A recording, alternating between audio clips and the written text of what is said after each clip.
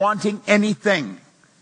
Everything we want is already here, as you're going to find, and it's simply a matter of getting it, of becoming aware of its presence. Now, the main thing is to keep the main thing the main thing. What is the main thing? The main thing is freedom. I had a mentor who's gone now, Bill Gove. He said, if I want to be free, I've got to be me. Not the me I think you think I should be. Not the me I think my wife thinks I should be. Not the me that I think my kids think I should be. If I want to be free, I've got to be me. Now, I better know who me is. And I don't know how much you know about yourself, but I know when I started to study this, I knew mighty little about me. I knew my name, my weight, my height, gender, my address, my phone number. Beyond that, I didn't know very much. Now think of this for a moment. Time and money freedom. We want freedom, we want time and money freedom. You will be amazed how much free time you have when you never have to think about money. If you've got money problems, it consumes your time.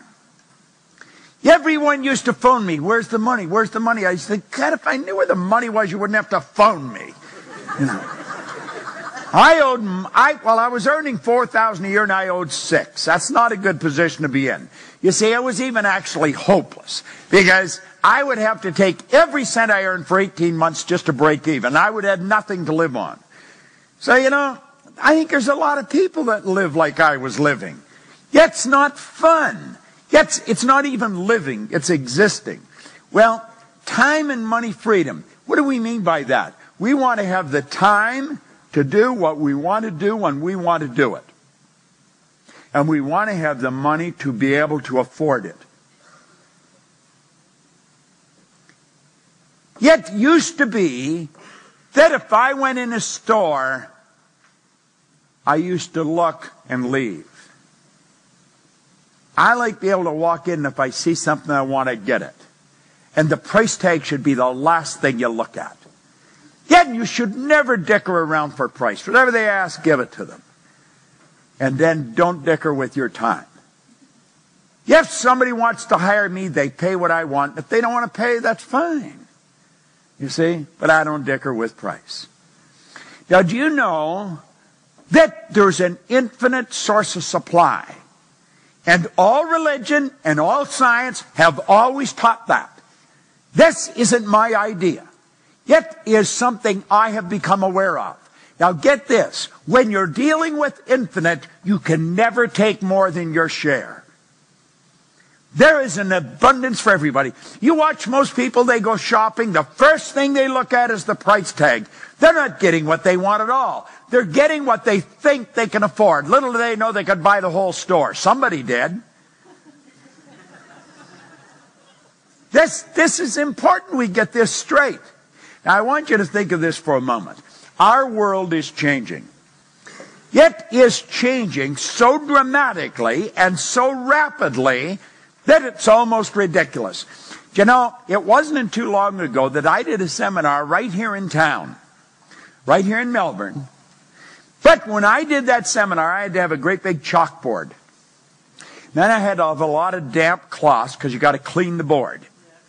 Yeah, you have to have dry cloths to dry it so you can keep working. You need lots of chalk. Today, I've got a little 3-pound computer. I can make all these pictures, and I can just touch a button, and boom, the pictures change. This world is getting smaller. It's not getting bigger. It is really getting smaller. You know, we're only hours away from anywhere now. And you know that you can have business all over the world. I have business all over the world. Literally all over the world. We're negotiating right now, our company is, for people with a license in all the Scandinavian countries. It's going to cost them lots of money. And I just talk to the lawyer periodically. In fact, I talked to him since I got here, and I said, no, don't do that, do this. And he said, okay. And then I don't have to do it, somebody else is doing it. This is a little world we're a part of. Like I was saying last Thursday, I was working in Dublin. And this Thursday, I'm working in Melbourne.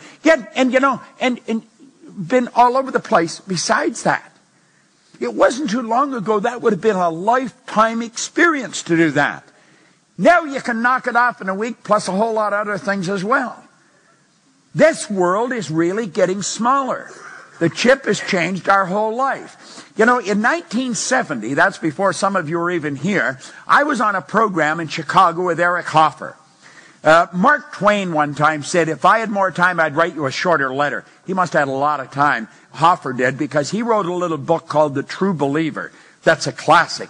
But on this program in 1970, the Human Resource Congress, he said, in times of change, the learners will inherit the earth. I took that to be metaphoric for that you'll be happy, healthy, and prosperous. Yet in times of change. Now, you see, things were really changing in 1970.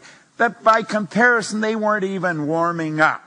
Look at the speed we're moving at today. In times of change, the learners will inherit the earth. Well, the learned find themselves beautifully equipped to deal with a world that no longer exists. See, school leaves us with the idea that there's such a thing as a learned person or an educated. Do you know there's no such thing as an educated person? That's a misnomer. I don't know who thought of it, but it isn't so. Education, the word comes from the Latin educo, meaning to educe, to develop, or to draw out from within. There's no such thing as a learned. You're either learning or you're not. Yet you see the people that got the degree and they think they've arrived, they're wondering what's happened. This world is changing. Yet if you want to keep going, you got to keep studying. You've got to keep learning. Yet should be a part of your daily experience, same as eating or having a shower. Yet it's got to be something we're doing all the time. If we will, we'll inherit the earth. We'll be happy, healthy, and prosperous. Like I said, I'm going to be 73. I got more energy than most people, 23. I earn all kinds of money. I have all kinds of fun. I've got a lot of wonderful friends all over the world.